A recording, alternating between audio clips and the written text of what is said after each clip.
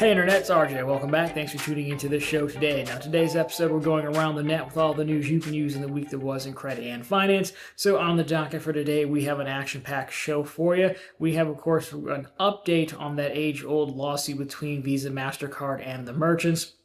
We'll even hear from American Express, weirdly enough, pulling back on some of their coupons that might be catching up to them finally. And of course, we'll close with Chase. They have some high offers out, and the Sapphire Preferred could be good again, but if you're a Hyatt faithful, it came at a serious cost. So we'll talk about all that and more. So of course, if it sounds interesting to you, go ahead, press the subscribe button, and let's get to work. Now, we will lead off with the settlement, ongoing settlement between Visa, MasterCard, and the merchants. Quick 30-second recap. They've been at war for some time now over swipe fees or interchange fees, the portion that Visa and MasterCard take when they, you swipe your credit card. You've heard like the 3% processing. It's not exactly 3%, but across the board, processing fee varies depending on the type of card that you're using. So a Visa Infinite card, a World Legend card from MasterCard, likely going to cost more than like a Visa Signature, for example. And so these fees have been going up for quite some time, and there was a settlement on the table a while back, and the judge said, nope, not good enough. So Visa and MasterCard had to come back with a new settlement, which they did, and now a judge has given preliminary approval to that. So this full article comes from U.S. News. I have it linked over for you, profitfulcontent.com. It is a fairly interesting read if you've got the time. So U.S. District Judge Brian Cogan in Brooklyn said the settlement covering more than 12 million merchants was fair, reasonable, and adequate, and that he was likely to eventually grant final approval. Again, this is a $38 billion settlement for Visa and MasterCard with the merchants.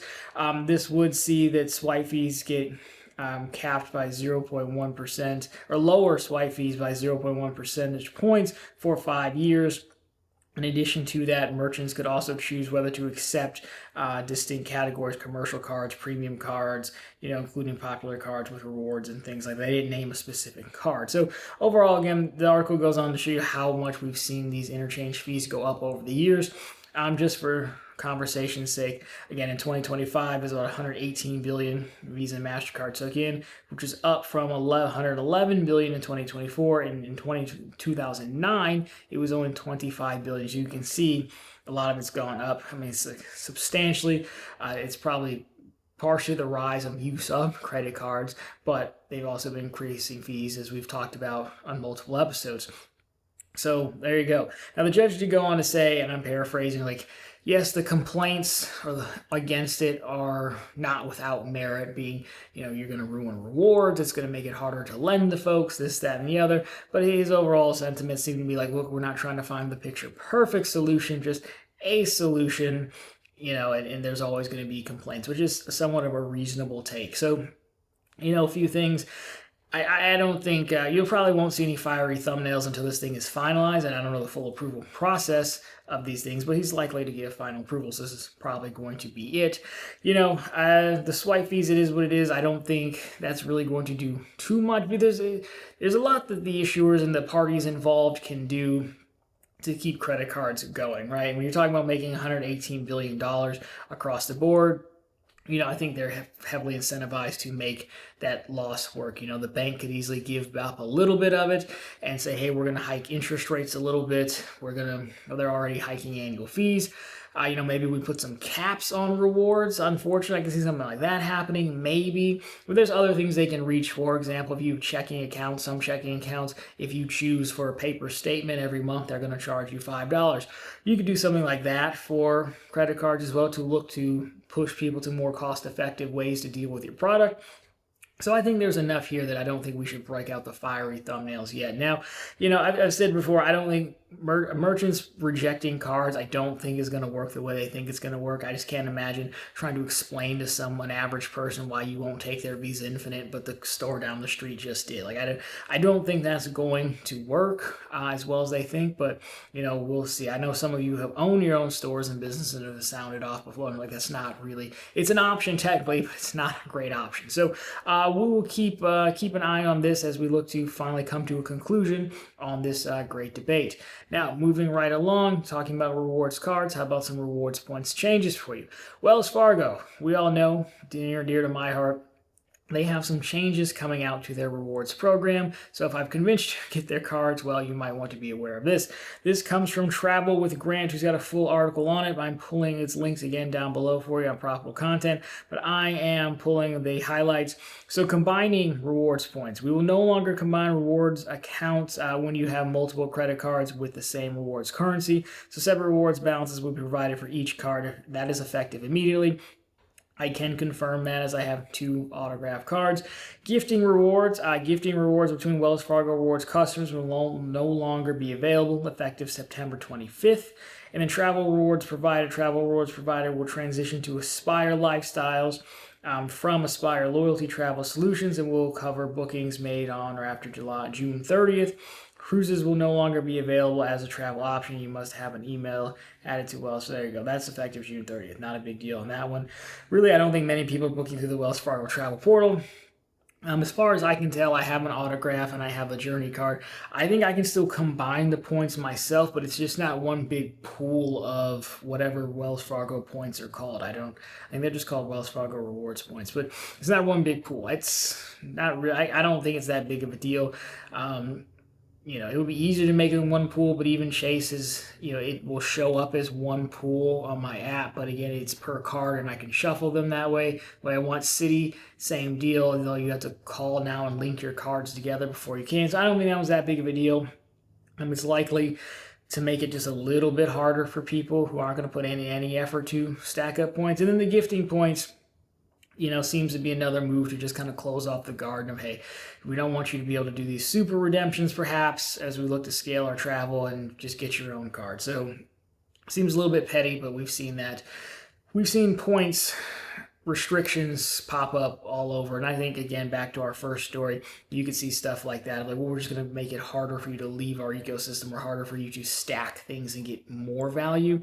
You can see why if you were a family and you were on separate accounts, why just gifting to one person would make a lot of sense. And they're trying to avoid that. So there you have it. Still like Wells Fargo. I don't think many people were into them for travel anyway, so it's likely not a big deal.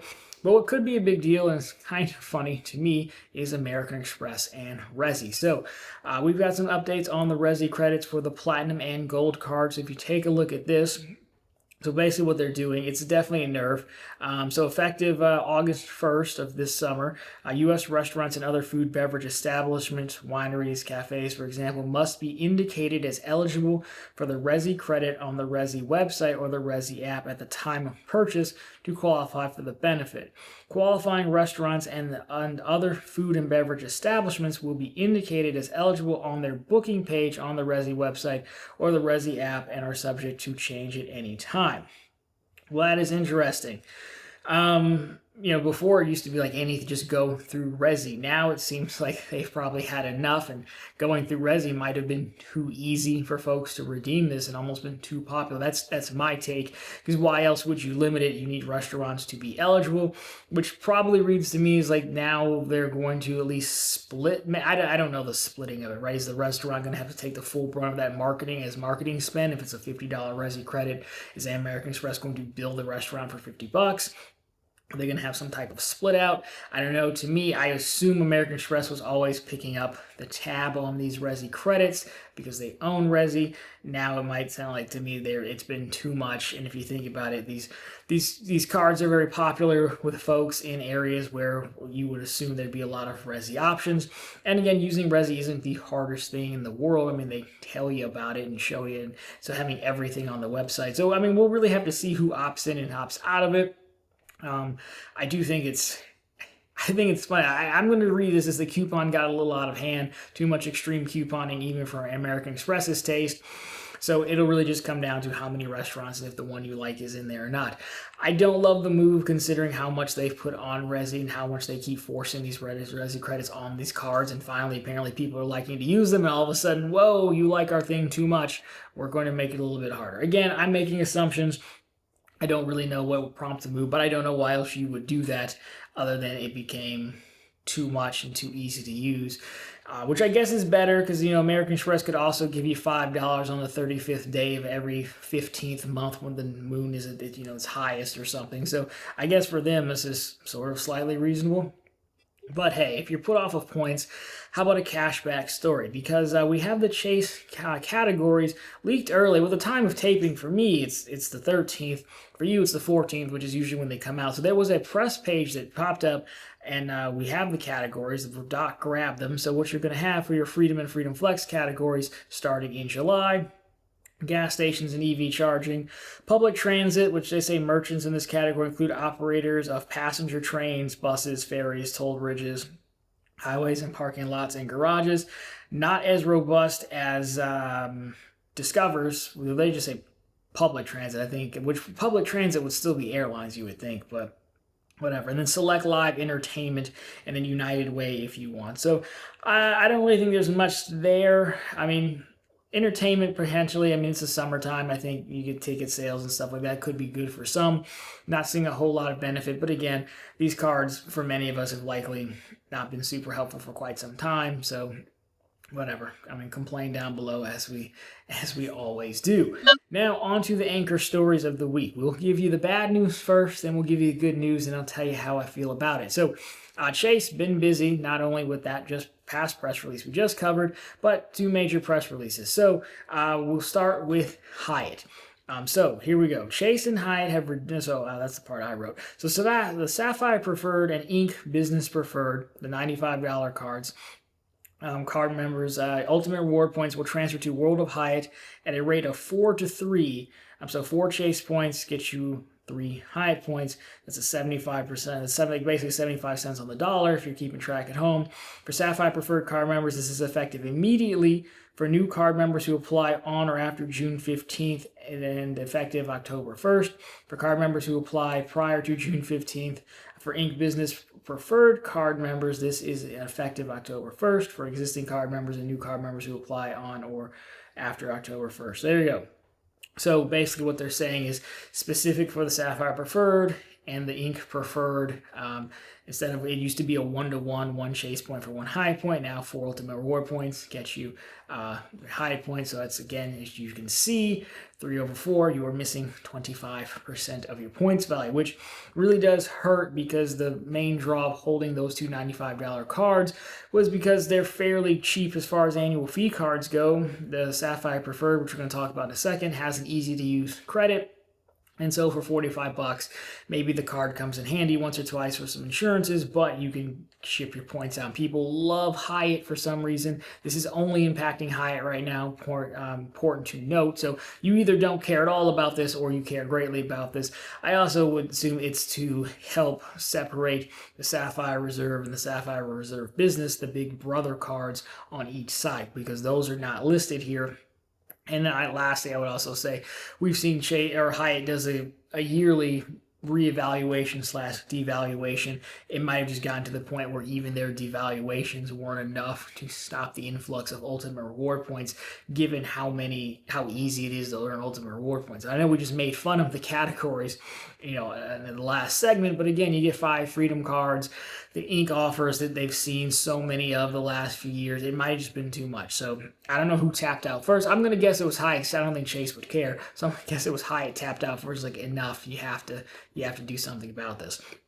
So there's that. But they take, and then they give. So the other part, the main part of this press release you have on screen now is dedicated to the Sapphire Preferred.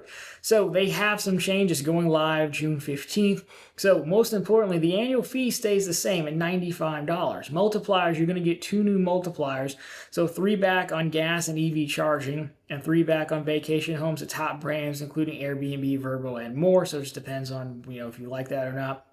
Everything else of the multipliers remaining the same. So you've got the 5 back at Chase Travel, 2 back on all other travel, 3 back on dining, 3 back on top streaming, 3 back on online groceries, of course, 5 back on Lyft through 2027, and 5 back on eligible Peloton and whatnot. More credits as well, so updated. So the $100 Chase Travel credit account is now doubled from, it was originally $50, now it's $100. And so I understand that even if you used your $50 for the year, you're still going to get $50 to use. And if you haven't used it, well, it's just going to be $100, which is pretty nice. Another update, the most comprehensive suite of built-in travel protections in this class now, including emergency evacuation and transportation coverage. I hope you never have to use it, but I mean, it is nice, I guess. New, you're going to get a $120 global entry or TSA pre-check credit. Nice to have. And then, of course, you can get a complimentary Apple TV subscription for 1 year. You do have to activate that by the end of this year. Of course, the 10% points boost is going away. We've talked about that before, but I mean, it was not really that helpful, so not a big deal. So overall, the Sapphire Preferred, is it good? Well, I went through a lot of thoughts when I saw this story. My initial reaction was, oh my gosh, it's actually good. But then I thought about it a little bit more, and I'm not making fun of it. These are good changes. But I guess I'm having a hard time making you a hero for adding something that you should have added probably 5 years ago. Probably closer to 7 years ago, but for sure 5. So, yeah, I can't complain because they left the annual fee the same. And I imagine when you look around at your Chase, Citi still has what I would still say is a better card than the Premier for $95. Wells Fargo has their $95 card. Capital One, even though it sucks, they have their $95 card. So I don't know if I can completely abandon the $95 price point yet when everyone else still seems to be there, even though we think Citi's going to move at some point. So that, and everyone complaining about everything costing more money, it probably just wasn't the best time to raise the price, even though I do think they would have been justified to do it. Not justified in value of the product, but justified in like enough time has passed at the $95 price point that if you moved it up to like $150 or something, I think it would be like understandable given how long it stayed at $95. But I still think it's a good entry funnel and you want to be at the $95 price point. So overall, I mean, these are really good changes. The card does pay for itself now. Years ago, I did a video on using the Sapphire Preferred hotel credit. You do the book directly through Chase, which is somewhat annoying, but you know, it works. I think I stated it was like the Park MGM that you're probably looking at now, back on like the first credit card meetup. The guy Luke did back then in Vegas. So, I mean, I got face value. I double checked it against, it was a Hyatt property, weirdly enough. I double checked it against Hyatt in the video. It was the same price and all that. So, with that alone, the card pays for itself. It also weirdly does mean there's now reason to have both Sapphire cards, which I always thought was a weird rule. You know, in the old version, you could only hold one Sapphire card. Like, why would you ever want two? Well, now it does sort of make sense to have both of them. You can see that. I think the only thing holding this card back really, if they swapped online groceries to just groceries, even if they put a cap on it, then I think it's there and it's right back in the game. Without that, I'm still going to lean Citi Premier. Wells Fargo Autograph, I like better from an earning perspective. You don't have to do all the nonsense with the credits, but of course it's free and there's no travel insurances. And again, I'm a fan of the journey over this, but I don't think this is a good refresh by any means. I think really it's my own bias of thinking the card's meh for so long, and you should have done this so long ago that I think it's the cliche, 7 years too late and 3 points too late. Does that cliche work? I think it does. You know what I'm talking about. So there you go. Overall, I don't want to be a total downer because they didn't even have to do that. So good job, Chase. Thank you for that. The Hyatt thing, again, going to be hit or miss depending on, how you use Hyatt. The last thing I'll say is, on some level, I think it's so easy to earn ultimate reward points that even losing 25%, if Hyatt's what you like, it's probably fine. But they're also running high offers on the $1,000 offers on the Ink Unlimited and the Ink Cash, and $200,000 on the Sapphire Reserve Business, which I did get approved for, by the way. So we'll have videos that come on those, probably on the second channel, Run on the Bank, next week. If you're interested in those, I mean, those could, definitely more than make up for it as well. So there you go. Not too bad for a Chase heavy day. So that has been the news. Of course, if you liked it, drop me a thumbs up down below. If you found it particularly interesting, consider subscribing to the channel. So we're posting content just like this every single week. And of course, right back every Sunday with all the news you can use in the week that was in credit and finance. And of course, as we've said a few times, every single day over on profitfulcontent.com, which is of course the channel's blog, always linked down below for you and on the channel homepage. We post the latest news stories, plenty of bank promotions. We have some for Chase if you really want to make them feel it. And of course, some credit card offers on occasion. Anyways, guys, that'll do for this one. As always, thank you so much for watching, and talk to you very soon in the next one.